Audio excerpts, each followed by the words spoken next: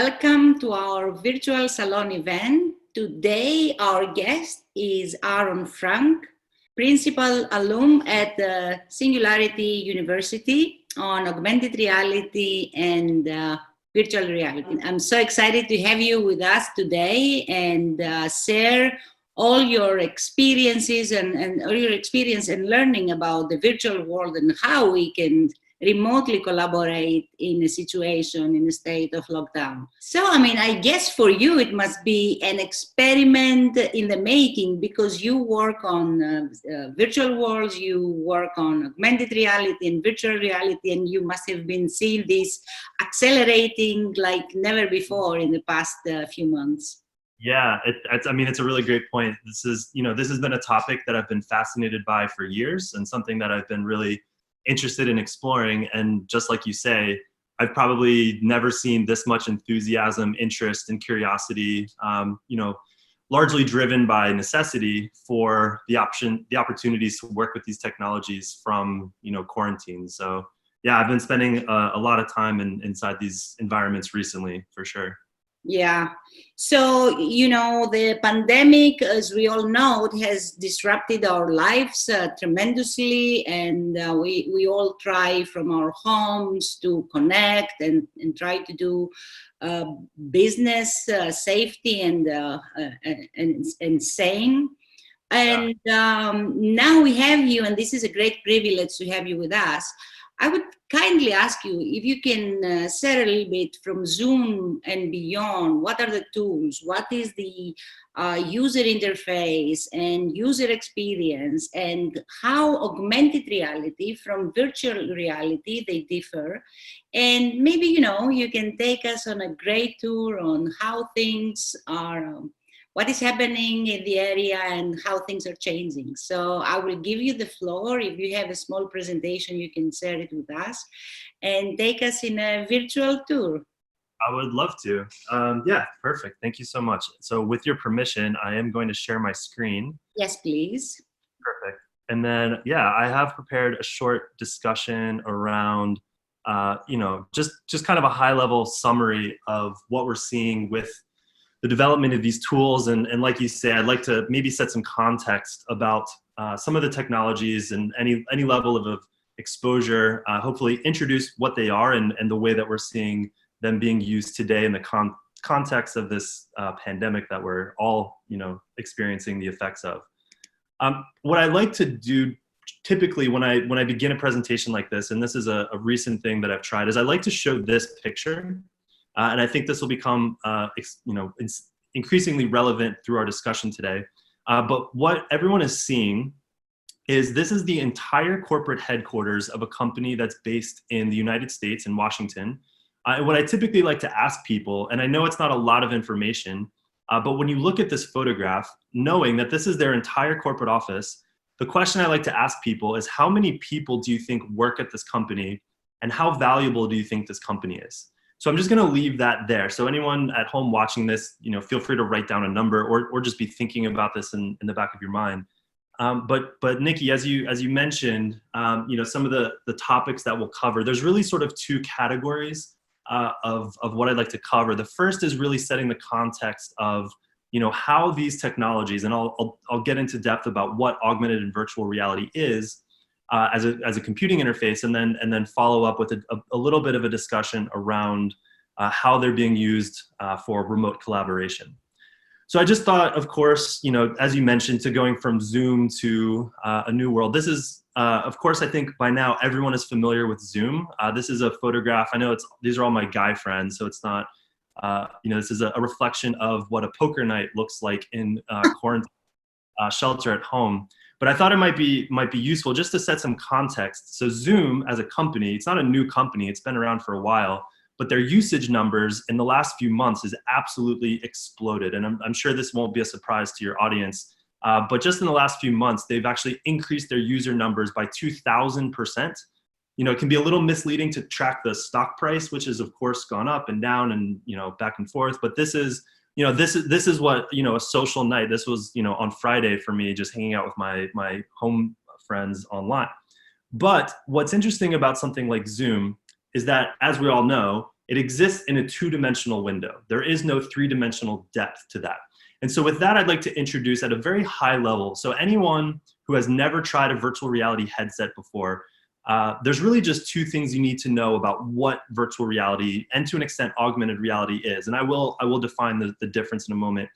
But there's really two aspects. The first is what's called the field of view, which is a bit like what it sounds like. The idea that in a virtual environment, like a VR headset, there is no edge to your screen. So a human vision is 210 degrees of the full 360 degrees. And so when you place, in the case of an Oculus Rift, 110-degree field of vision, you are entirely encapsulated inside this digital world. Now, the second piece is something a little more technical, but it's a term called latency. But this is really just a fancy word that says, how long does it take a computer to show my eyes what it's supposed to see based on where my head is moving? And with those two ingredients, really low latency and this incredibly pervasive field of view, we now have tools that are able to create an incredible new kind of computing interface, which is really defined by this idea of three-dimensional space. And I'll talk about that in a moment. But this is such an exciting new topic. It's kind of a new world. Consumer virtual reality has really only existed for a few years. We're really at the very early stages of this, and we can definitely talk about that more in our discussion portion later. One of the most common questions is, and it's a very good question, what is the difference between augmented and virtual reality? And the way I like to present this is that they are technologies that exist on the same spectrum, but on one end you have something like augmented reality, which pictured here is something like Google Glass, which many people are familiar with, where you're still stationed within your perception of reality. You're still grounded in your environment, but you layer that experience with, in this case, visual information through what's called a head-mounted display, kind of like what you see in video games. Whereas on the other end, something like virtual reality is defined by this idea that you're entirely immersed inside this virtual environment. Now, the reason I say these technologies exist on the same spectrum, but are largely very similar technologies, is that the key defining aspect of the technology is that they use three-dimensional space. And so, in fact, in the industry, the term that's largely being used is what's being called spatial computing. And the reason spatial computing is a very big deal is that the human brain is a 3D thinking organ. We are born into a three-dimensional environment. If you think about it, it's only as adults where we learn the skills of moving a mouse on a screen or typing on a keyboard. And right now, with something like Zoom, we're spending the large majority of our digital lives in two-dimensional environments. And so something like augmented and virtual reality brings that into three-dimensional space, which as humans is a far more intuitive way of engaging with our computing environment. And so as a computing interface, that's why these technologies are a big deal. I thought I would just briefly mention, and actually this photo is taken from right behind me, just to get a sense of the speed of development. This is what the state of the art looked like in 2016. And as you can tell, there's wires, there's cables. You had to connect the device up to a computer. I actually have, like, behind me, you can't see it, but all these like wires and cables, like I have to have this connected to a machine. This in total costs, several $1,000s. So it's, not even that, affordable compared to something which has just come out on the market just within the last year. All of that same functionality, the hand tracking, is now something that I can just put into a grocery bag and take to my friend's house. And so, and also this is a fifth of the cost. So it's, exponentially cheaper, far more affordable. And we see, of course, Niki, you have one. So, they've expanded across the world into Greece and everywhere. And so the speed of development of the hardware is actually pretty incredible and astonishing. And this is going to continue. And so the Oculus, of course, is one of the most common virtual reality headsets. There are augmented reality. I showed Google Glass a moment ago, but on the left here, you see Magic Leap, which is a company that makes head-mounted goggles. On the right, you see the Microsoft HoloLens, which is a very well-known and common augmented reality device. So you get a sense that the market around the hardware is starting to develop in a pretty compelling and interesting way in the last few years. Now, what I think might be helpful, just as a quick business case study, and I've chosen sort of, the manufacturing sector, but I think that this is something that will be relevant, and we can talk into discussion the other industries where this will play a role. But maybe the easiest way to think about why that moving from 2 dimensions to 3 dimensions is so powerful, and the way that these technologies will be useful is imagine or think of, any of the frustration someone might have in bringing home a piece of IKEA furniture, and you're given a 2-dimensional series of line diagrams that instructs you for how to construct a piece of furniture. It's a very complex skill to move from this 2-dimensional line diagram to the 3-dimensional world. Well, what if in 3-dimensional space you were just shown exactly how to assemble, in this case, a piece of IKEA furniture? What we've learned is that 3-dimensional interface, a 3-dimensional way of seeing the world, is a far more intuitive way of navigating this environment. And so, of course, we're seeing a whole range of applications. This is one example. This is a company called Scope AR. It's based here in the United States, but they create essentially this enterprise level of augmented reality tutorials for any kind of skill you want to learn, not by looking at a user manual in 2 dimensions, but in 3-dimensional space. It's worth mentioning probably the most fascinating example that I've come across in my research, and there's plenty of companies that are working with this technology. Coca-Cola is one, for example, in their manufacturing plants in the US. So this is Lockheed Martin.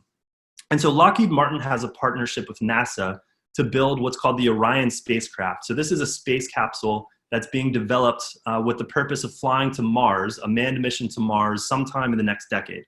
Now you can imagine manufacturing a space capsule is probably a far more complex task than building a piece of IKEA furniture, but it's actually a very similar process. Instead of having a few pages of line diagrams, they have tens of pounds of user manual that has all of the information. And so in the old world, a manufacturing technician would look up the table, memorize the torque setting, go and find the right part, memorize the components, integrate do the actual assembly. Then quality assurance has to come in, verify the work, make sure that it's safety compliant. Now, what they use is they've taken that entire user manual, they've created, using the Microsoft HoloLens, an augmented reality display. It's all hands-free. They've taken those thousands of pages of user diagrams and they've just placed it into the real world. And now tasks that used to take months are now taking weeks. And probably the most compelling stat that I've seen is that the time it takes to train someone to be able to assemble and manufacture and work on one of these spacecrafts has been reduced by 85%. Wow, now, this is super impressive. It's really cool. And actually, I'll mention that at Lockheed Martin, I think a few months ago now, that experiment working with Scope AR was so successful that they've rolled out that entire process across their entire manufacturing part of the business, across the entire business. They now use this kind of augmented reality. And so any manufacturing role in the next 5 years will have some kind of assisted reality using this technology. And so this is probably the most compelling visual, just to get a sense of what this looks like. So this is actually a different company, not Scope AR. This is a company called Upskill, but they are actually working with, so this is a GE wind turbine technician. And on the left, you can see he's using the traditional method of a 2D line diagram. And on the right, he had, and actually in this case, a pair of Google Glass for enterprise was 34% more efficient working with these technologies.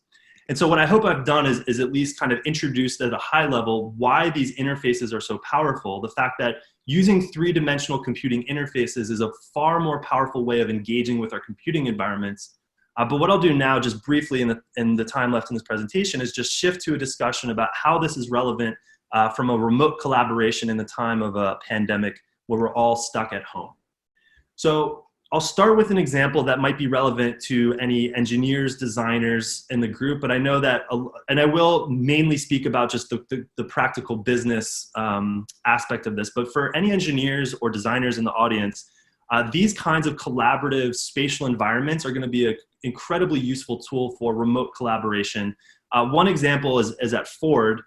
So they were actually doing this before the shutdown, where they used to have all of their best engineers and technicians fly around the world to meet together to collaborate on designing the models for new vehicles. Now they use a virtual environment. They use a product called Gravity Sketch to basically, as an avatar in a three-dimensional world. And I'll show in a moment what a similar product actually looks like. But the idea that you can now do really rich and collaborative work from a remote environment is actually a pretty big deal. That's kind of, you know, the power of these tools and technologies. Now, one thing that I'll mention, because Zoom has I would argue that for the most part, Zoom, and we'll talk about this, I know, Niki, in the discussion, Zoom is a really powerful tool, and for the most part is probably the most useful tool for most types of business meetings. That said, and this was an opinion article published in the Wall Street Journal by a Stanford professor who runs the VR lab there, who talks about this idea that, you know, one of the things that's exhausting about Zoom is, in his argument, is that we're now displaying behaviors that are normally preserved for very close and intimate relationships. We're focusing on people's face all day long. We're making eye contact with people all day long, which is, you know, not a natural thing for humans. And so I recommend this article to kind of get a bit of depth on his thinking about that. But imagine in a future where you can actually sort of replicate the same kind of social environment that we experience in the real world, but do it entirely digitally.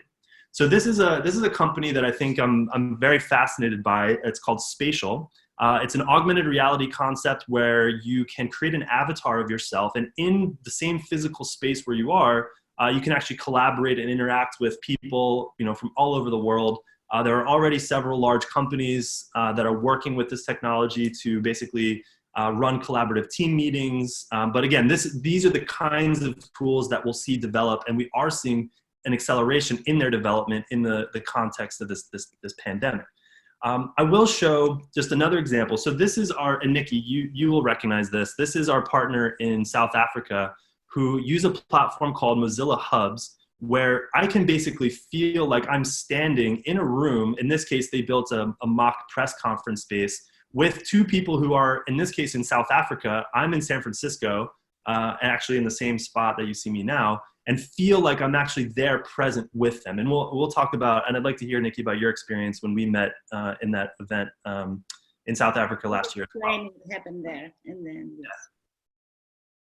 And so this idea that we're going to be spending time in virtual worlds has actually been developing for quite a while. So this was an article I wrote for Vice a few years ago about a platform called AltSpace, which is a super fascinating concept. Basically, what AltSpace has been working on is creating ways for people to feel like you're spending time with other people in a shared environment online in virtual reality. And so in AltSpace, they have comedy shows, podcast tapings. I'll kind of show you exactly what this looks like. So this was how I watched the presidential debate 4 years ago. So you can get a sense for how long this has been in development. This is not this is a 4-year-old technology at this point. All of these avatars that you see here represent a person who's at home in their bedroom, using their own, device, this platform actually does work on the Oculus Quest. So we can hang out in AltSpace, in these kinds of new devices. And so the idea that you can spend time, like I met people from all over the world. I met people from Israel, the Netherlands, Australia, South America, all across the United States, and felt like I was actually truly there on the streets of New York watching this together. Now, from a business standpoint, we're also going to see that same kind of collaboration. And I mentioned Ford as an example. They use their own system. This is another similar concept called Tsunami, where for designers or engineers, you can actually upload these complex CAD files or designs, and it doesn't matter where you are in the world, you can feel like you're there collaborating with your colleague, with your coworker, and really get a sense that you're working together on building or designing whatever it may be. Now, for the non-engineers and just the sort of the casual, not casual, but like the routine business meeting. There are a few platforms that are worth noting.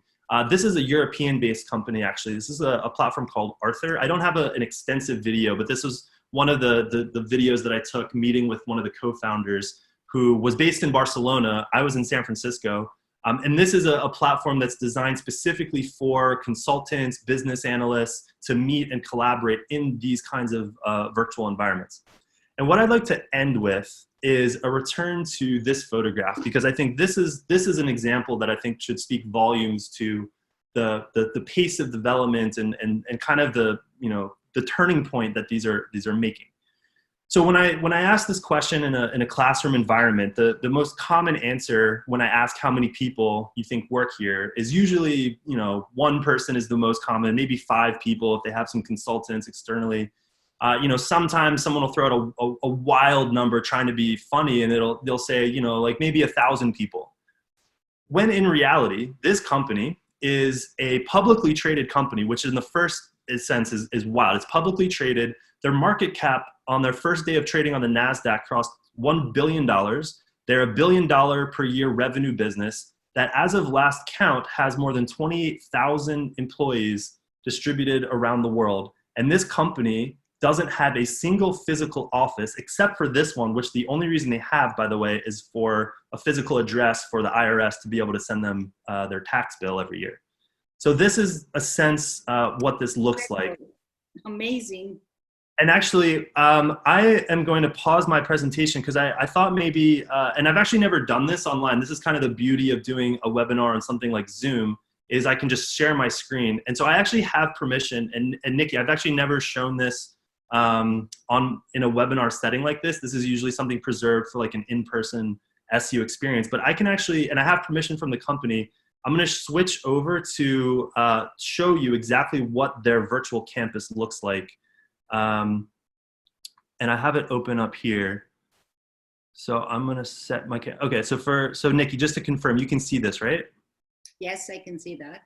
Okay, perfect. So so just some context so everyone understands what we're looking at.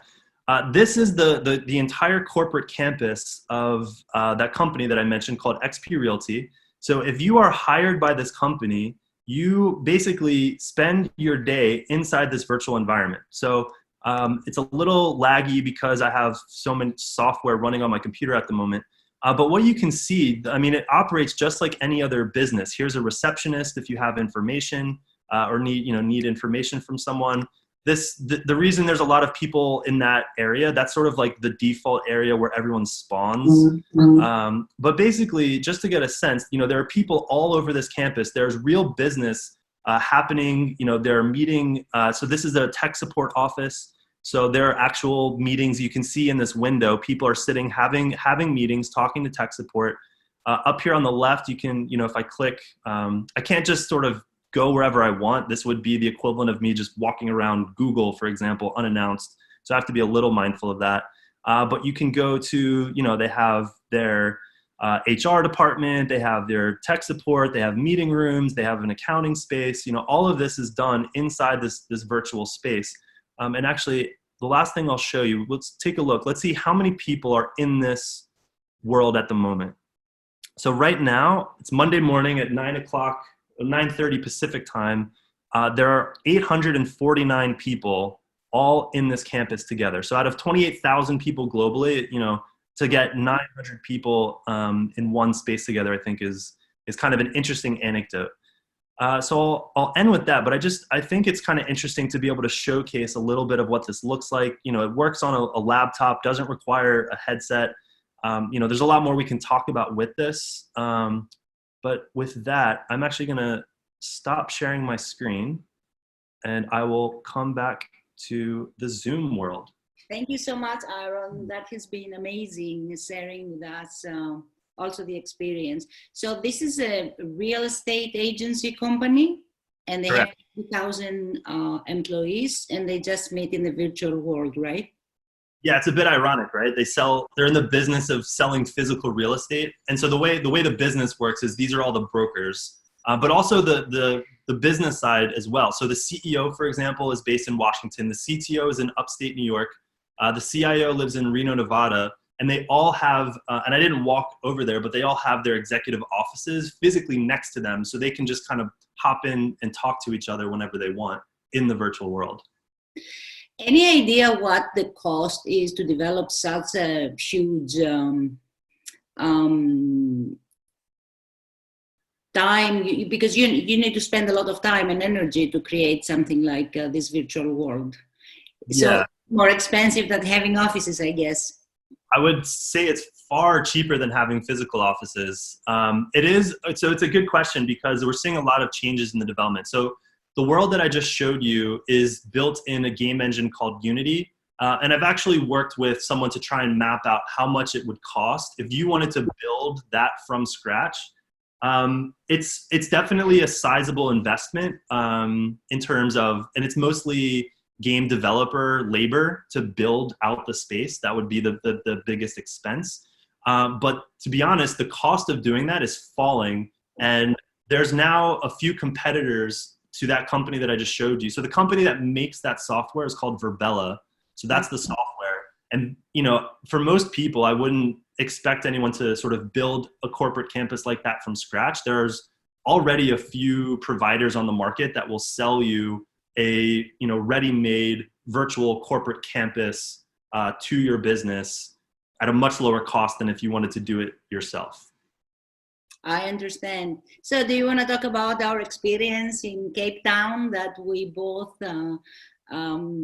participated in a PR event that it was actually in a virtual space? Yeah, I would love to hear. What did you, so what was your experience like? Was that your first time in a social VR world? Yeah, that was my first experience. Actually, let's set the context here. Our friends from Singularity South Africa, they were doing a PR event in virtual world. So Mick Mann asked me to get one of those. So I did in the US, and he actually took my picture and created my avatar. So a few months later, I think it was September, was it September, October? You know, we tried to participate in this virtual world, and I thought that that was a game that I thought it will never work. And then when I put on the VR and I actually went there, and there were people, you from San Francisco, I was in Athens, people were in South Africa, it was Oren from Canada. I mean, it was from all over the world. That we were literally on a stage and people were over there and asking questions. And when the event was over, I was like, oh my God, I couldn't believe that I was so present. And then people asking me questions from the event there, and I was there with them. Yeah, I think what you're highlighting too is a really sort of it's a very important point around the idea of presence, the idea that you felt like you were really there, right? Like because of that immersive, you know, you're fully immersed in the environment, your brain, and the academic term is actually called presence, this idea that your brain believes that you are transported to this other place, and you feel not like you're, you know, having a call with someone who's, you know, far away, but you're standing physically next to Oren from Canada and Mick Mann from South Africa. And you know, there's such a thing as personal space and boundaries. Like, you know, the social norms of the real world start to replicate themselves in these online spaces, you know, where there's, you know, you don't want to get too close to someone, you know, there's already a group formed over there and they're having a discussion. It'd be kind of odd to kind of, you know, barge into their conversation, you know, just like in a networking event. And so those kinds of social norms and behaviors can be replicated in a compelling way, in a more human way. Not to say that Zoom doesn't have its benefits, and again, I think Zoom is probably the most useful tool for most types of business meetings and interaction. But there are certain types of social interactions that these virtual worlds, like you're describing, are super compelling for. For me, I like the fact that, you know, someone was talking on the stage, but sometimes it was me and Oren. I think you also. We were very far away in the back, and we could whisper to each other while we were listening to the presenter, whereas you cannot do that at Zoom. You cannot have two people whispering to each other unless it's a chat. And then I was telling with the team this morning and with the other speakers that they have participated in these Zoom virtual salons, it's a little bit spooky when you have a Zoom webinar because people can see you live it's not like anything else you do. It's not like presenting at the Athens Concert Hall or 400 people. It is more stressful because you cannot see the people, and you just talk to a camera. It's not, you don't speak to people that they have facial expressions. You cannot read them. You cannot see them present. They see you, but it's really tough. So I think so that's a big drawback to these virtual environments with the avatar is you, like you're saying, you don't get the sort of expression and emotional cues that you do when you talk face to face on something like Zoom. Like, I don't know if you're engaged. I don't know if you're looking away or if you're just, and those are super important cues that we need. And so these are the, the trade-offs that you get when you explore, what kind of environment is better. I think, so there's actually, I saw in the chat, there was a relevant question to this discussion, which was around how does the sound actually spread in these virtual environments? And so one of the things that is actually probably one of the biggest engineering challenges for a social virtual world, and it's true in AltSpace, the one that I showed the presidential debate, and it's true in Virbela, the real estate company that I just showed. They have what's called spatial audio. And so, we forget when we talk about augmented and virtual reality, we tend to jump immediately to, how these interfaces interact with our visual systems, but we're also spatial creatures when it comes to audio as well. So that's why companies like Bose, for example, people ask, so they actually released a pair of augmented reality glasses, which is incredibly focused on the sound. And so in these virtual worlds, it's a very difficult engineering challenge. They actually have what's called spatial audio, where if you're close to someone, the volume is adjusted so it sounds like it's louder. If you move physically further away, the volume actually becomes quieter. If you turn your head in the space, it sounds like people are speaking, somewhere else. And so this is, part of the audio engineering design process to build these virtual worlds. And it's actually one of the features I know in Virbela, for example, you can turn it on and off. So for example, I could be in a room and my volume carries uniformly across the entire space, or I can turn spatial audio on so that if, you have to be close to me to be able to hear me. And these are, the kinds of physics that you can modify and adjust, which you could never do in the real world. But in a virtual environment, you can start to play with that. And it happened this morning, when you open it up, and then we were listening like somebody's in the cafeteria having breakfast, and then it happened because you were logged in the virtual world, so we can listen the meeting. Yeah, exactly. Yeah. Actually, and I thought maybe I could just share like a very quick anecdote or story that's relevant to why I think the difference between Zoom and these worlds. And so last week, I published an article on Singularity Hub focused on this topic of why these virtual worlds are becoming so big.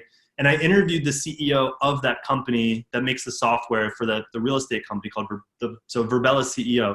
And so I sent him an email of all of my questions for the article, and I didn't hear from him. And I was on a deadline, and my editor was telling me I needed to get my article finished.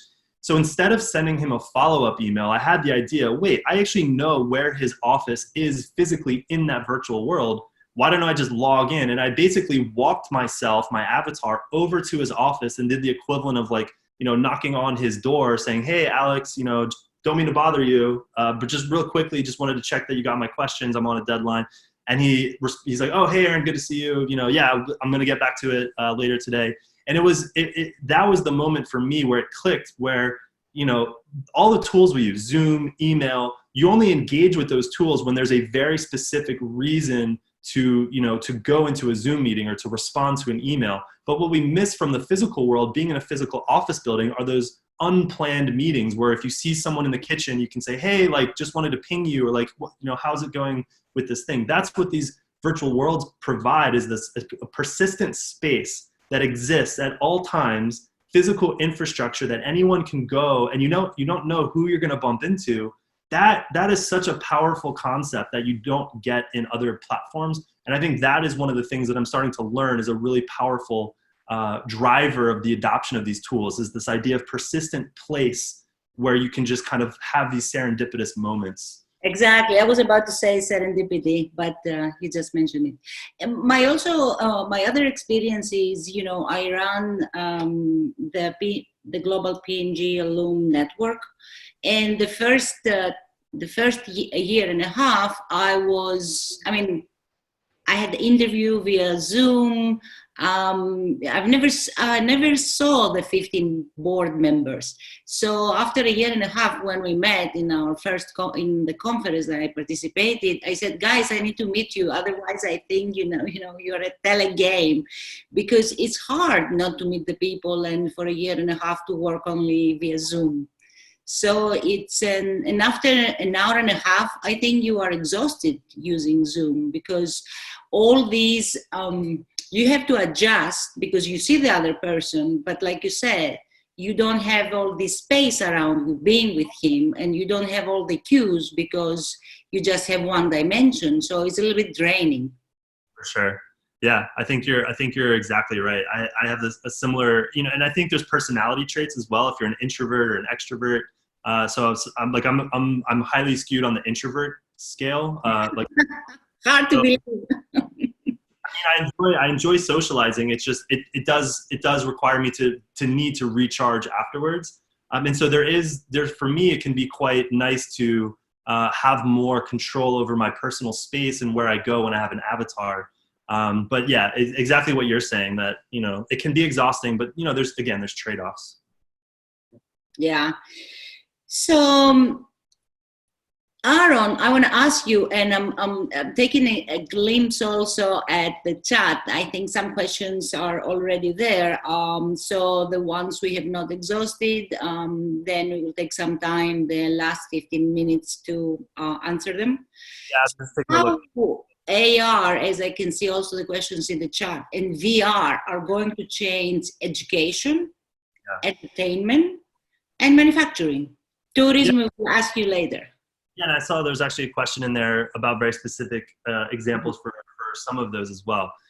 So the education piece, I think, is probably the most fascinating area and application, because if we think about the way that learning and education has been done for a very long time, a lot of the way that learning happens today is through learn by viewing or learn by watching. It's sitting in a classroom, hearing from a teacher, or and it actually goes unknown or sort of undiscussed that one of the largest platforms that learning takes place today is actually YouTube. There are billions of hours, there's billions of dollars of ad revenue on countless hours of education content, from anything from learning how to play the guitar, to learning how to use an Excel spreadsheet, learning how to tie a bow tie, learning how to cook a new dish, whatever it is. And right now, actually, in this pandemic, the sort of learning and development products are exploding at the moment. Things like Masterclass and Pluralsight and Udemy, Coursera, all of these. So what's interesting about augmented and virtual reality is that we shift the modality from learn by viewing by learn by doing. And I'm going to just take 30 seconds. I can actually show this probably most easily with something like, I don't know if it's in this presentation. Maybe it's in this one. Okay, so I'm actually going to not show it because I don't have it easily here. But so imagine, instead of learning how to, let's say, play the piano by watching a YouTube video, in a virtual environment, wearing the headset, you can actually use your own hands to learn where the different octaves are, and you learn by actually doing this yourself. Actually, in one of your presentations, I think I saw you mentioned that you learned the deck of how to play as a DJ. So this is what you were talking about. So this is an example I like to use that demonstrates this concept of learn by doing. So if imagine being asked to use a DJ controller, which for me is something that I look at this image and my mind melts. Like, I just have no idea. Like, it's like asking me to fly a jumbo jet. I don't know how to fly a plane. I don't know how to use a DJ controller. And so this company, it's called Tribe. It's a VR education company, and they're trying to expand into a whole range of different application areas. But they started with music, and I think it demonstrates the power of this. So basically, in a virtual environment, imagine, sorry, you're probably going to hear the music, but imagine using and working with your own hands. You're basically using these things to learn how to manipulate this DJ controller by actually doing this yourself. And this is kind of a free mode. So, but earlier there was a demonstration. This is what happens when you turn this dial. This is what happens when you use the crossfader or so forth. And so what was really powerful as an experience for me is that after Can you show us a little bit the controls, how you do it? Yeah, so basically, well, when you're in the headset, you have, so you basically, you have, this is the wrong control. So this is the control that you have. The inputs are basically like a video game. So they're limited by, just like the trigger finger and the side finger. And then there's buttons here, just like a normal sort of video game controller.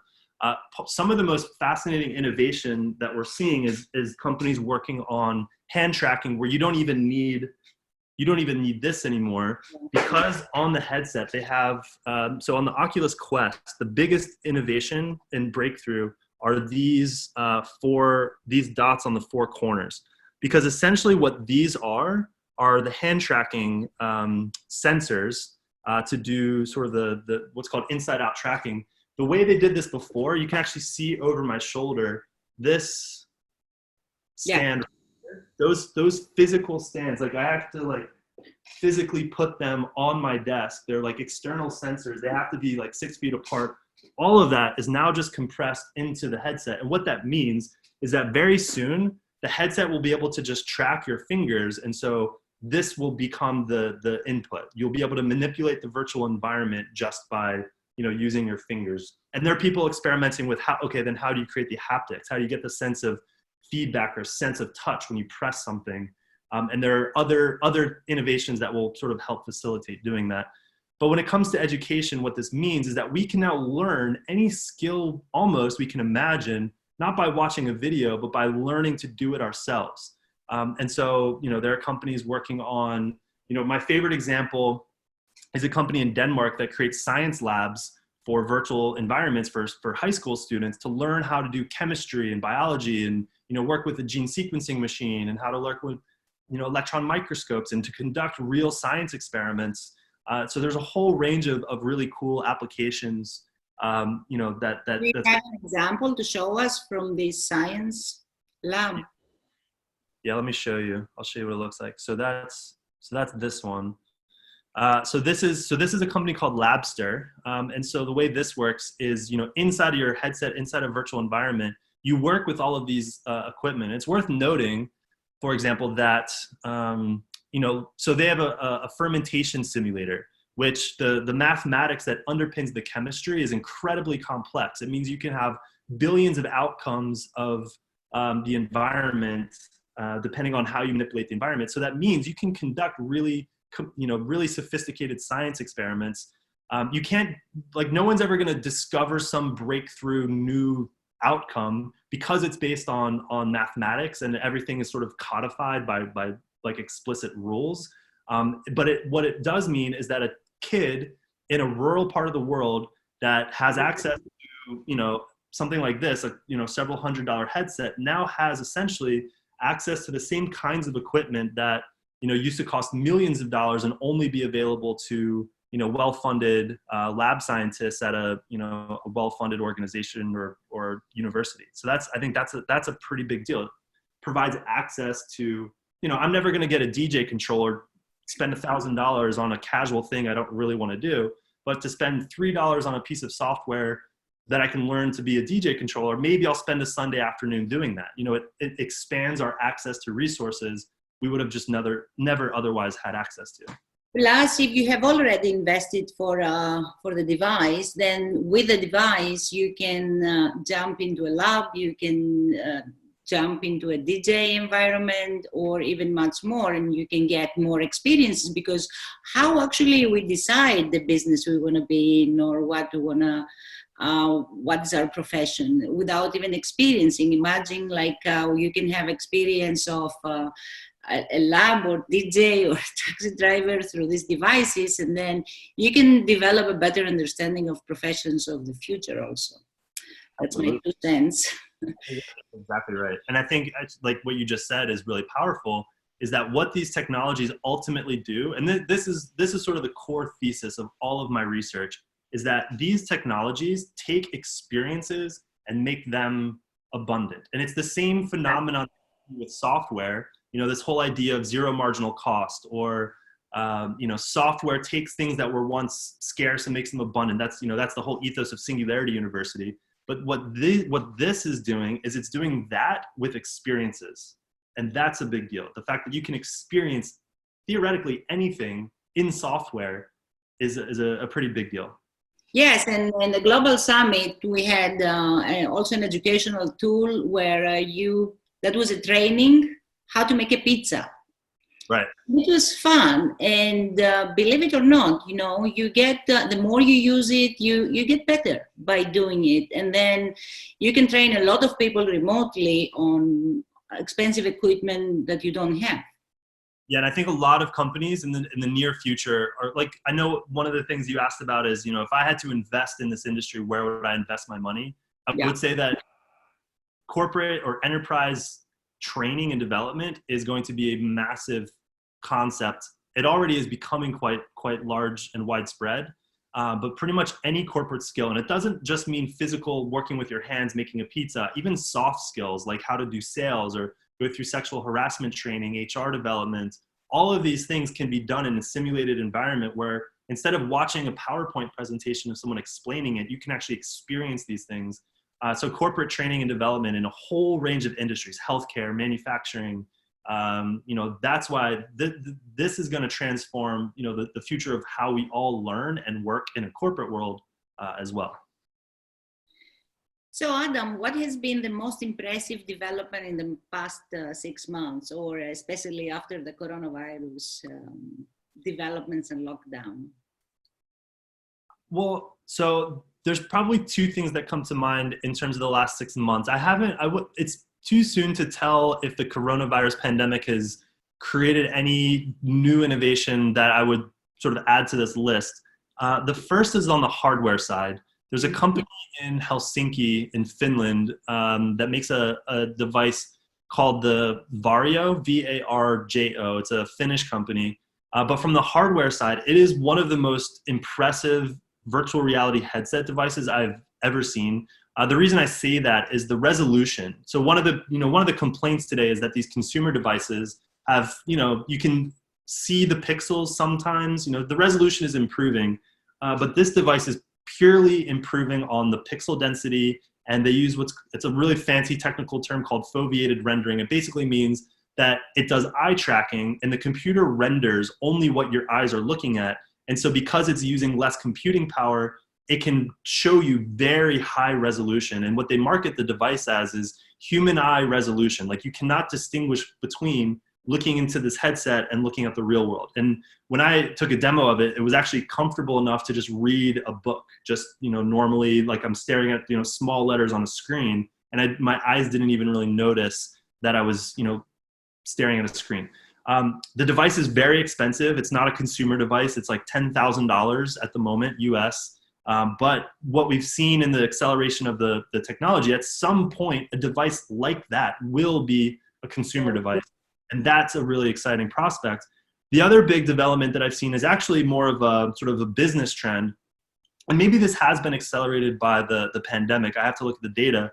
But it's the sale of these things. Like, this is really the first sort of commercial success that we've seen for the 7 years that I've been researching VR. VR has always been a few years away, and it's always been kind of a sort of commercial novelty and a sort of experimental concept. But now the fact that you have a fairly sophisticated device that does hand tracking, it's can run most of the experiences. I can put it in a shopping bag. It's like a fifth of the cost of what it used to be. It's only a few $100s. These are selling out. Like, this is the most successful commercial product that we've seen. And in the last 6 months, we've seen, shortages. Facebook is desperate trying to manufacture these devices as quickly as they can to meet the demand. And during the pandemic, they've actually just been consistently sold out. People, and that to me is a really fascinating sort of business indicator that the technology is shifting in its adoption in a pretty compelling way. So in the next 10-15 minutes, maybe we can take a few minutes over. Why don't we go into the questions? You can see at the chat or at the Q&A and maybe pick a few. I know there was a question about the security. Someone mentioned about Zoom security. So I think that's an important topic. So it's true that Zoom had a lot of issues with, like, they had their own term, Zoom bombing, where people could sort of jump in. The threat risk of something like Zoom versus something like virtual reality is that Zoom just simply has more people. It's kind of the same thing around like why Windows products had way more viruses and infections and malware in the 2000s as opposed to Apple devices, was just purely the scale. And it's kind of the same. If anything, all the same risks are possible in VR. And at some point, that will certainly be a massive cybersecurity threat landscape. At the moment, there's not really much happening in terms of hacking or malware or security breaches, because there's just such a small niche community that uses the technology. But the same threats, like these things, so these external sensors, when I used to live in my apartment, my old apartment, I actually used to keep a towel over them when I wasn't using them, for the same reason that some people put tape over their webcam, because those are hackable. And unlike, it's three-dimensional space. So unlike a webcam, someone can, hack my webcam and film me. They can get a three-dimensional, spatial sense of my space. So same, it's a little bit of overkill to have, put a towel over it, because no one's doing that. There's no reason to be doing that, because there's not enough. There's like fewer than 1 million units of this sold worldwide. But just to answer that question, same challenges hold true, and these are going to be things that we're going to have to figure out. Kasia also, she's asking if it becomes more common how to use Zoom and all these tools. Will it break down isolation or? So I think, that's the big question that we're all faced with, is in this time of social isolation. Like I don't want to say I broke quarantine. I went on a run. I was distant. I went on a run with a friend this weekend. It was like the first time since March that I've even in like physical person seen someone. We kept, 6 feet apart from each other. But in these last 6 weeks, the only social interaction I've really had with my friends has been on Zoom. Actually, in some cases, I've convinced a few of my friends to come into the Verbella virtual world, which they actually really liked, and we had a positive experience with. And weirdly, also another one is playing Xbox. I play a lot of video games that I can play with my friends. And I actually think, you asked the question about the future of entertainment. Maybe just for like really briefly, I'll show one last example. So if anyone's familiar with the video game Fortnite, it's a really popular kids game, but it's actually not really I would argue that it's not a video game, that it's more of a virtual world disguised as a video game. And the reason I make that argument is, so over the weekend, they had a concert with an artist named Travis Scott. He's like a top 5 pop artist in the world. And so 12 million people, sorry, I'm going to turn my computer off. So 12 million people from around the world attended this concert in the video game. I say video game with air quotes, called Fortnite. This is the future of social interaction. The idea that I can attend a concert, and for many, kids that are, playing this game, you can do that with your friends, in a virtual space like this. I actually went with 2 of my friends to this concert in Fortnite, and the idea that it's the point I'd like to sort of make with this is that it'll become entirely more common and mainstream to spend our time in these virtual environments, and that spending time in reducing social isolation using a virtual environment, and I used Fortnite in this case, will become a far more mainstream concept. I saw another great question. Someone asked, how much time can one person be and interact in a virtual world and stay focused on their job? Is it possible for the average 50-year-old secretary to adjust to this environment, or would they feel weird? I think that's a great question. So one of the things that I've noticed is, especially using Virbela, so that's the virtual world that the real estate company uses, there is a bit of a learning curve to interact and engage in these virtual worlds. One of the most common questions I get, though, is what's the average age of the employees that work at that real estate company? And people assume it's, young, 20s, 30s, millennials. It's actually not. These are, I would say the average age is in the 40s and 50s range. And I've met the CIO of the company is like a 50-year-old classic business school executive, suit wearing, old school, shirt and tie, classic image of someone you would not associate with being, on the, virtual environment. And so a virtual world like Virbela, there is a little bit of a learning curve to learn the basic motor skills of moving your avatar using a, arrow key, just like, any basic video game. But for the most part, it's a fairly, it's a comfortable skill that any person of any age can learn to acquire and adapt to. And a virtual environment like Virbela, which doesn't require a headset, there's really limitless amount of time that it's possible to stay in there and be comfortable. And it doesn't really become a distraction as much as it's just one additional collaboration tool that in this case, this company is using to connect their employees. So it's not the only tool they use. They use Slack, they use Google products like G Suite, Google Sheets, Google Docs. So they're actually a real estate agency. One I know they use for product management. But what this virtual world provides is that social collaboration, the idea of that serendipity, like the word you mentioned. And for that, I would say there's really no age that it's, not possible to become comfortable in using that system.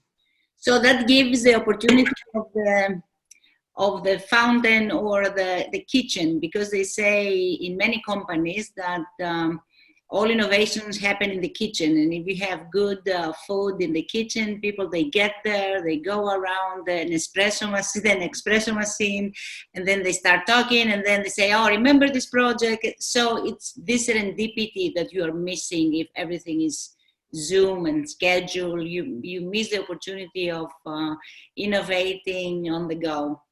Exactly. And I think that, that was the thinking why companies like Google, they have, invested so much on ping pong tables and, Exactly. All these things that seem superfluous, but there's actually, like you say, a lot of the most innovative things happen when people are colliding in an unplanned way. There was a question about haptic stimuli. So haptics is a great, it's really interesting. Haptics is one of these things that I've seen a ton of development. And the term haptics for people that may not are familiar with the haptic, what haptic is, or haptic. Thank you for reminding me. So haptics is the term used to describe sort of like tactile sense of touch. So for example, if,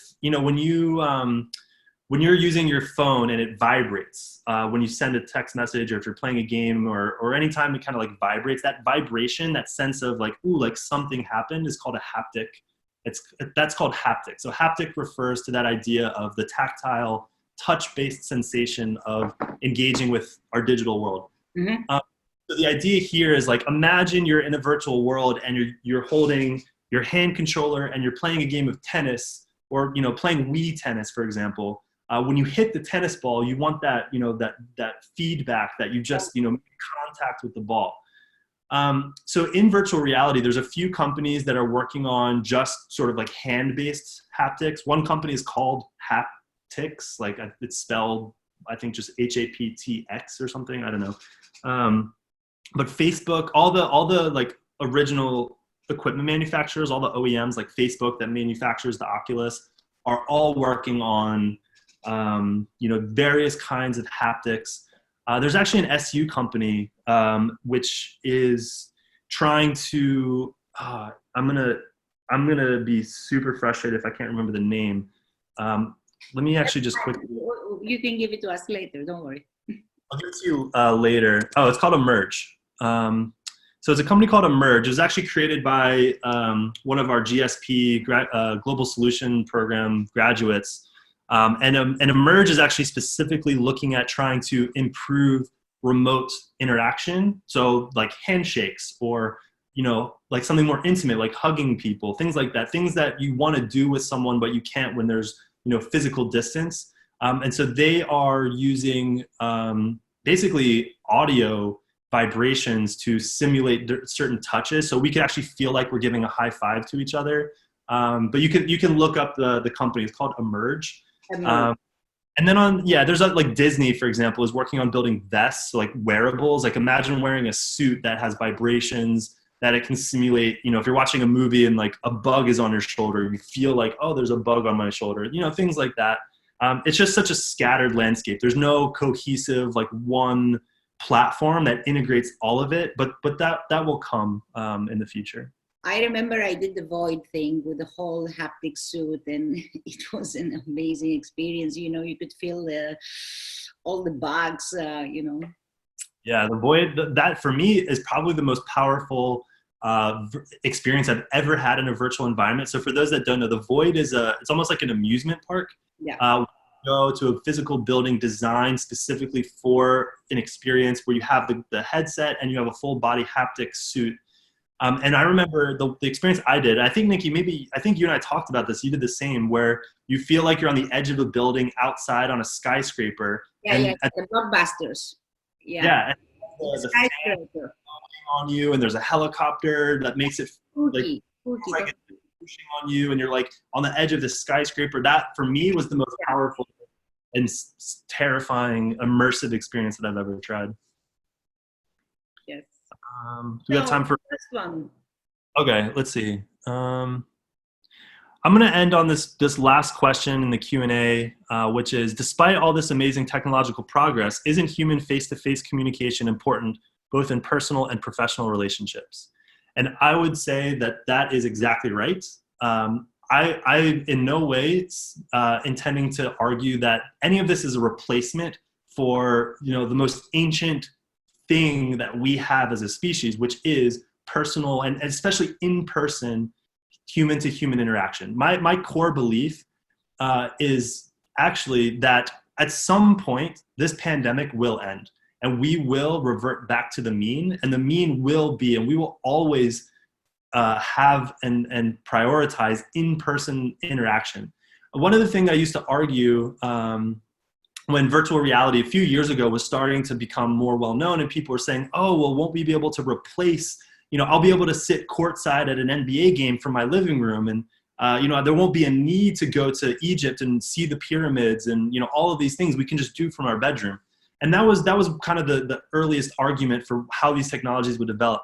And my argument then, which still holds true now, is that in a lot of ways, these technologies won't replace the real in-person. If anything, they will enhance and augment them in certain ways. The idea that you can go to the pyramids with your best friend who lives in a completely different part of the world. Or if you've been to the pyramids, you can recreate that memory, not by looking at a photograph, but by actually going and experiencing it again. Or, if you need to learn something quickly. But if you want that real, powerful, visceral thing, it will always be a premium to go to and experience the real thing. And the same is true for interpersonal, human-to-human interaction. There has never been, and I will argue, we are decades, maybe never, I would say probably never, ever going to be able to fully replicate in a purely digitally mediated way the true power of interpersonal connections.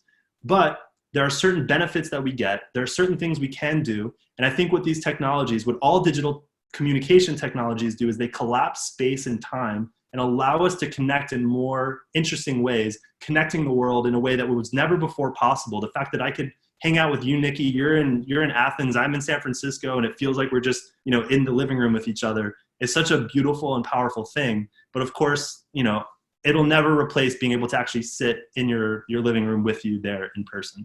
But, after the pandemic, we will meet up again at the next global summit and give a real high five. That would be great. I would like that a lot. So thank you for being with us, Aaron. It was amazing. And thank you for giving us the time, the energy, the effort, and giving us this deep dive on what is around and what is coming next. I hope you are safe and sane, and to see you soon and have you with us very soon, whenever it's safe and possible. Yeah, thank you for having me. I really appreciate it. Thank you, everybody, and goodbye. Thank you for being with us.